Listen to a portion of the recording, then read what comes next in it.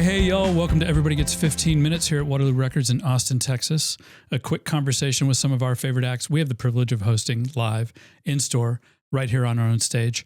I'm Gus Ochoa, and this is Ramesh Srivastava. That's right. Good job with that last name. A Voxtrot. Welcome to Waterloo Records. Thank you. Thanks for having me. Man, we're so happy you're here. I mean, this is, I think I was telling you before, well, I know I was telling you before we started this. I've been looking at this date on the calendar. I was very excited. Oh, that's awesome. I was in bands around the same time and saw what y'all were doing, and I thought it was amazing. And it's just really wonderful to have you here. Well, thank you. It's good to be here for the first time ever in this new Waterloo. Yeah. What do you think of the new spot? I think it's not at all what I thought it was going to be. I don't know why. I don't know. I didn't realize it was a whole thing. Oh, like in what way? Like, I guess I just thought it would be like, I don't know. I guess I didn't realize that it would have like this studio in it, for example. Oh, yeah. It's awesome. It's like huge. And there's an actual stage, which I learned is from the original Austin City Limits. Oh, yes. Wait, did John tell you that? Of course. Oh, yeah. And then John's very proud of that. I love that. It's cool. Yeah. And then we have this room. I mean, that's awesome. We've got a dedicated green room now. Yes. We used to have, as you know, you've played the old spot, I'm guessing. Yeah, I played. That's what I was thinking of before we today. That's what I was picturing the whole week. So. Yeah. I'm always telling artists when they come in here, you know, it's like, if you haven't played before, like it's cool to have a dedicated green room because it used to be our break room. So, so you would roll in and like, you know, Lucinda Williams is sitting there and you're like, excuse me, I'm just going to get my sandwich real quick. So yeah, there's a lot of new stuff going on here and we're very excited. Our other, I mentioned John, but Trey and Karen have done a lot to really start. They're all in, let's put it that way. You know, I kind of mentioned at the top how I was looking forward to this date and I've been very excited about it and sitting down with you. So for the 10 people in Austin who don't know your band, who don't know Voxtrot, aren't familiar, can you talk a little bit about how Voxtrot got started? Yeah. Voxtrot got started as a demo project for me. Okay. So that was not like an intentional creation of a band. I already knew that I was moving to Glasgow because I got into school there. Oh, wow. So I had these songs and I wanted to record them to have just like a demo to show to people to like start a band over there or to shop to labels, which is like amazing that I was thinking that as an 18-year-old, but that is what I was doing. And I put the band together to record those songs. So it was not actually intended to be like a live band. Okay. So you started out, was it like a solo thing you were doing? And then you were like, oh, let me get together with my friends, or? Well, it was like I'd written the songs. I mean, Matt, the drummer, and I have known each other since we were in elementary school. So, oh, wow. So, and we're like jamming classic rock covers when we were like 10 and 12. So we were already like musicians who were friends or friends who were musicians because we were not thinking of ourselves as musicians then, you know. But yeah, I guess the other guys like Mitch, the guitarist, I lived with in a dorm room at Berkeley. Mm-hmm. And then Jason and Jared, I just met at Austin house parties. That's amazing. When I was 18. And it was just like, oh, are you into this stuff? Like certain references, and then putting that group of people together and just trusting that we could make something. And yeah, it was very, very low pressure because I went to Scotland. When I was coming back, those 5 songs that we recorded, they do exist out there on the internet. Yeah. I'm like kind of embarrassed about it, but they're there. They're not the ones that most people know. Okay. When I come back for Christmas or the summer, we usually play one show. Yeah. And weirdly, that show would get bigger and bigger because we were like selling the CDRs and 33 Degrees and at Waterloo also. Oh, right on. We were selling them at the front. Like I would hand make all of the artwork for the collage, basically, for these CDRs. Man, you were very driven as an 18. I was very driven. Yeah. And they were getting, they were like, the shows were getting bigger, even though we were only playing like twice a year. Yeah. And we would record a new song, like one every time we come back. And the start of something is one of those we recorded when I was back the first time, which has gone on to be Voxtrot's most ubiquitous, well-known song. So it was not careerist at the beginning, and that's not like I'm saying that's a bad thing. I'm very ambitious in my career, but that was not the original goal. So the band just kind of started. It really happened like on its own, like while I wasn't paying attention. Like I was so in that scene and had so many friends, and like I wasn't thought of as somebody who had a band. I just did have a band back home, and it just did become like my life. So it's very strange. That's amazing. I love things that are born kind of organically like that. Does it give you like a feeling of like, oh, this is supposed to happen? Or are you just kind of rolling with it? That period of time is really not very long. You know, now that's like from age 19 to 22. Right. You know, it's such a short span of time that all of that by 22, our manager, James, who's still our manager, who was with you and was at that time the booking agent at Emos, which, you know, if you lived in Austin then, the original Emos, to get a show at Emos on a Friday or Saturday night, like even first of 3. I never got to play there. I wanted to play there so bad. No, I wanted to play there so bad. For you. Original Emos is the best. So when we started getting those, because James, our former manager, who was our friend Helen, who's a year younger than us, she was like 17. She sent CDRs to all these people. She really took it seriously. Yeah. She sent a CDR to James, and he loved the song The Start of Something. Yeah. That is what started us getting booked at Emos. Wow, that's amazing. And then when I was in my 3rd year at school in Glasgow, he said, if you want to do this seriously as a career, I'll manage you, but you have to move home. From the day that I got back to the United States, it was just instant. Oh, hi. You got people outside waving at you. I love that. That's sweet. That's why we have this big window in here.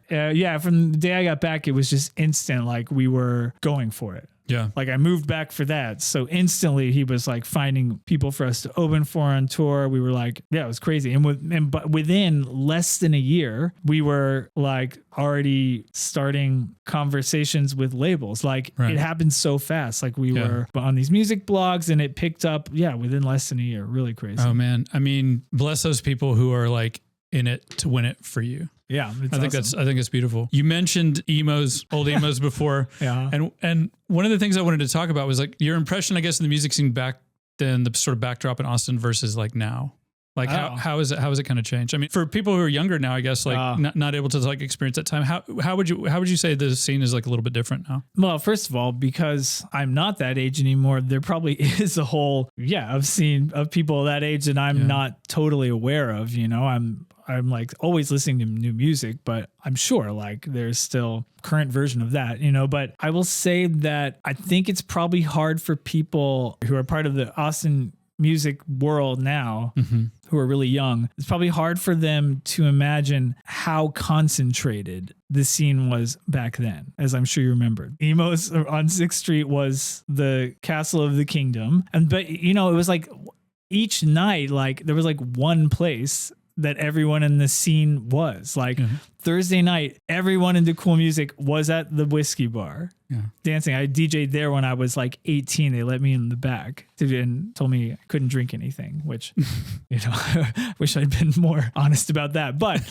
whatever, it's fine. The whiskey bar on Thursday night, or like the Red Fez on Wednesday, probably doesn't exist anymore. But it was like one place, and all 100 people that you knew in varying levels of knowing them, you know, were all there. You know, it was amazing. And like then somebody would have a party afterward, and like 60 of those people would be there.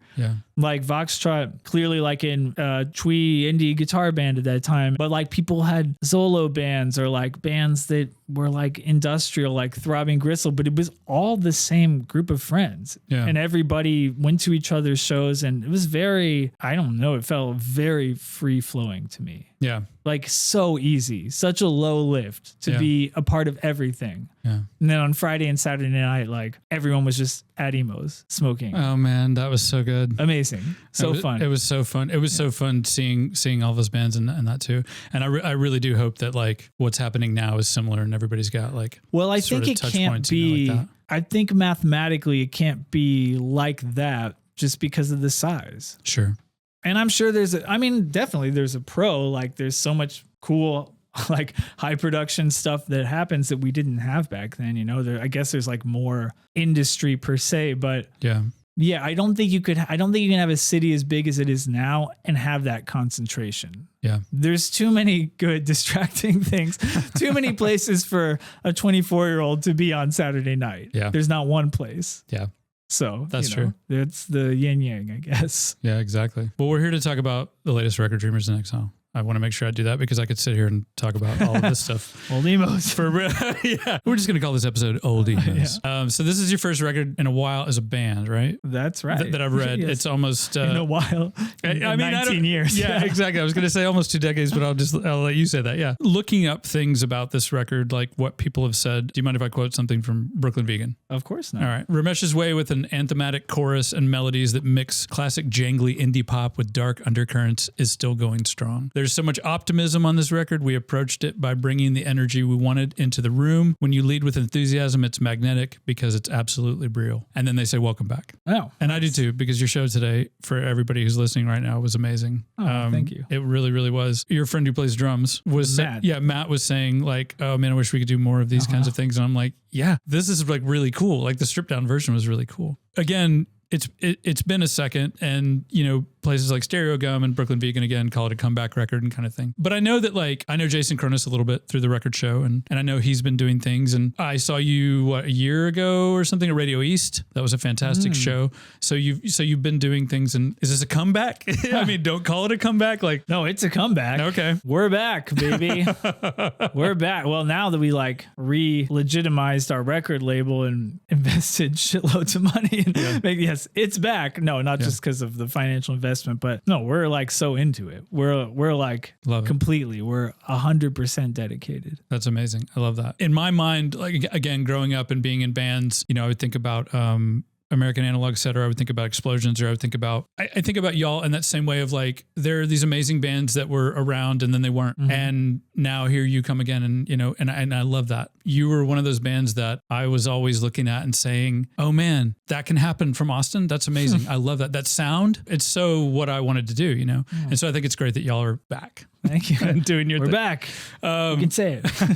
The album cover for me really stands out. To me, it harkens back to Joy Division, Closer, or The Image of the Flowers is kind of like New Order, Power, Corruption, Lies. Yeah. I look back at your records through the years, the album covers, it's kind of Smiths in a way, but you make it your own. And it's this beautiful, original piece of art. I noticed that the roses too have been a thing. They have been a thing. With Voxtrot. I don't even know how it happened. Yeah. But we just like them and they just keep going. I mean, I love it too. I think it's amazing. And then James, our manager, designed, he was like, what about just this rose logo for a shirt? I was like, yeah, I mean, that looks really nice. It seems too simple, too good to be true, but it's ended up his very simple design is by far the highest seller, the most loved item. By the way, I was hoping y'all were bringing shirts today and you didn't. Well, we didn't know that we were allowed to. We were like, I don't know, they sell merch. That's okay. I'm going to totally go online and buy one. Great. That's what we're hoping would happen. There you go. Yeah. Everybody go buy a shirt. Yeah. I'm going to. It's going to be great. I love the roses. Again, shout out to James. Yes. Wow. But let's talk about the tunes. I was cruising down Lamar on the way to work today. I've been listening to the record since, again, I knew we were going to talk. And the song came on as I'm cruising down Lamar, man, and it moved me to tears almost. Aww. Yeah. There's something very uplifting about this record, and that song in particular, I don't know, kind of spoke to me in that way. I want to know where that song came from for you. The goal for me was to write really just about my life. Right. Really about my experience being a musician who got discovered, and then this huge cycle of hope, and then it not going how we had hoped, and then the disappointment on the other side, and then all the years in between, and then coming back with just as we were saying before, total 100% commitment. I now feel regardless of everything that's come before, this is my life's purpose and I'm doing it. So that song is the most just directly autobiographical without much reference or poetic diffusion. It's just, this is my life. It really came through as positive and sort of life affirming. That's awesome. I think it's beautiful. I had a bunch of demos that some of them ended up being on the record, but I had them all on a streaming link. And I was January of 2023, right when we started recording the album. And I was in Los Angeles, and I am friends with Rostam, who used to be in Vampire Weekend and has been solo for a long time now, produces lots of other artists. But he gave me a ride home to where I was staying and was like, well, I'll give you a ride home if you play me all these new Voxtrot demos. I was like, deal. It's okay, yeah. I mean, things in LA are far. Yeah, it's yeah. I respect him. I care about his opinion. So I was also this is scary. Yeah. And I played all the songs, and then he said, I really like these. Like, this is good. He's like, but the one piece of criticism I would give is I want to hear more like the actual Ramesh, like a place name, you know, like a proper noun, like where Ramesh actually is. Yeah. You know, not always so abstract, like where Ramesh is, like material grounded, like here's what he's doing, you know? And so when I wrote my piece, I was like, okay, I'm gonna really geographically ground myself in all these places that have had meaning to me. So a lot of geotext in there. Yeah, no. Also, yeah, thanks for the ride. Thanks for the ride. Yeah, exactly. I think Quiet Noise for me is probably tied for my second favorite on the record. Cool. I like the strings and Thanks. the melancholy. I love that song. I'm in on the melancholy. I was gonna say that song is old. Really? That song is like 10 years old. That one and Change, they're both ended up on here. I had the demos, and I had tried to, I have a version recorded of Quiet Noise with the solo band, like not long after Voxtrot broke up, and then never made it public. But I had those in the mix with Voxtrot. I was like, these are old, but I have always continued to like these two songs. So what do you guys think? And they, all of them like gravitated towards it, so that we ended up with the Voxtrot version. I'm glad you did. I really dig it. Like, as far as like a sound goes, like I love the air, the atmosphere y'all create, the tone of the drums, the reverb and the amps, the sparkle of the guitars. I'm such a sucker for the jangly. I think it's amazing. Whatever Jason's doing at Haunted Air is like working. That's where y'all recorded. That's right. In Lockhart. Yeah. Jason Kernis, the bass player. Yes. Originally, the Haunted Air, we started that record in, which is just a smaller building on his property. At that time, he had not much stuff, but he had great stuff. You know, he has great taste. He invests in good vintage products. He does. Yeah. So I guess you know that from the record. I do. Yeah. I do. So we started in that one. He was building the bigger version of it throughout the first year of the recording. Yeah. And then partway through, we got to move into the big studio. And that's just been like heaven on earth. I mean, Neumann mics and I don't know, it's awesome. We probably one day will record somewhere else with another producer just to do a different experience. Sure. But like, I mean, it's awesome. It's like, I can't imagine a higher quality. I can't imagine more relaxing experience. He's totally like obsessed with it and dedicated to doing a great job. It's almost like, why would we ever go anywhere else with anyone else? I mean, it's good to have that. Like, it's good to have that in your band. Yeah, it's amazing. As part of like making music. Well, and it happened unexpectedly because we were working with the model we had the first time around. Like, we'll make some demos, we'll shop them to labels, we'll go into a studio with a well-known producer. Right. And none of that happened. We ended up, he wanted to make them so good that we wouldn't do that because he wanted to record the record. That worked. But also, we had some conversations. People were excited. It just never came to fruition. But then it kept going. And by the time, a year and a half or 2 years had passed, we'd gotten so far in recording our own record that we were like, we'll just finish it. Yeah. And we'll just release it ourselves. I mean, it sounds amazing. Jason, if you listen to this, you killed it. If you want to record an album, and you're listening to this, go to Haunted Air Studio. Lockhart, Texas. There you go. Haunted Air Studio. I really kind of love throughout your history, you release, like you'll release an individual song, you release an EP or kind of just a full length, like just whenever, however you want. I don't know. I feel like it lends itself to sort of being in the moment, which is great. And kind of honoring the tunes, I guess, like to where you're at that moment when they come to you. Like, how do you decide when it's a collection of tunes? How do you decide like, oh, these three go together, I'm going to release that? How does that go? Well, I mean, it's nice to release a song just to release it, but this old school thing we're talking about, like try and get like a label to invest in it to make a full length album. Gotcha. This same formula, but enough time will go by that I'm just like, whatever, I'll just keep doing it no matter what. Voxtrot's different because we're highly organized. It's like more democratic and we're always working towards that obvious end goal. But like with solo stuff, it would just go on long enough. And then I'd be like, well, now I have a vision for exactly how all of these puzzle pieces should fit together. Yeah. And then I usually switch and I just go into the kamikaze mode of like, whatever it takes, I will finish this album. The way that I know it's supposed to be.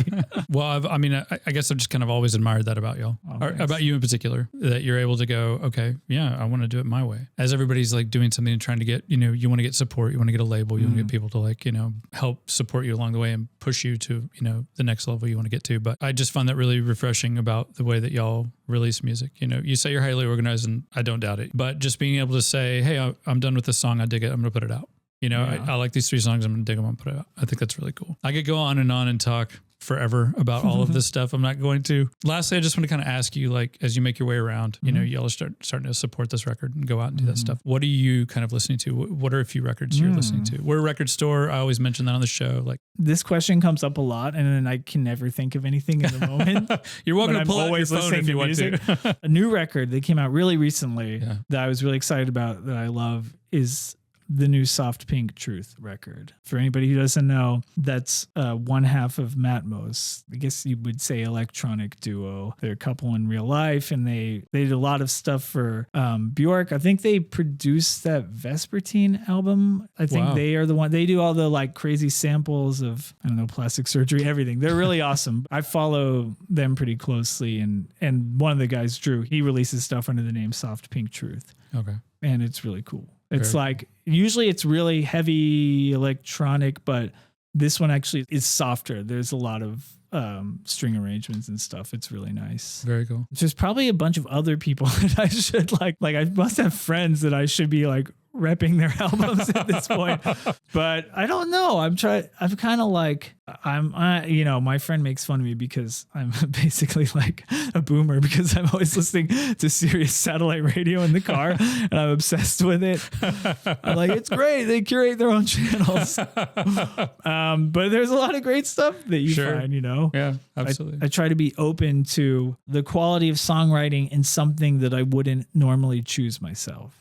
So I like to go towards my boomer Sirius XM or whatever it's called, satellite radio, versus like streaming. Like whatever I have all streaming services and I'm listening to stuff there, but like I like it better when a human is choosing it. Yeah. And I'm exposed to something that is not catered to me. Absolutely. I love that. As a record store, you must appreciate that concept. We absolutely do. We absolutely do. It's funny. I describe this sometimes as like democratic, I guess, how we listen to the music that you hear in the store when you come in. You have employees that like, you get picks. It's like living inside of this gigantic streaming service. Oh, but we're a record store, you know, but it's like the weirdest like playlist curation ever. And I think that's beautiful. I love awesome. That. I love that. So their latest album is called Dreamers in Exile. It's out on Cult Hero Records. That's right. It was recorded at Haunted Air Studio. I'm going to mention that again as well.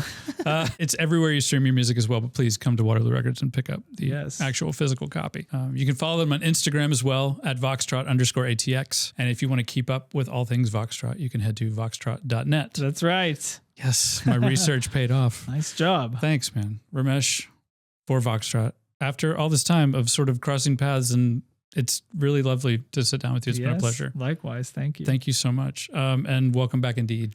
Thank you very much. I hope y'all are here to stick around for a while. Yeah. And thank y'all out there for listening.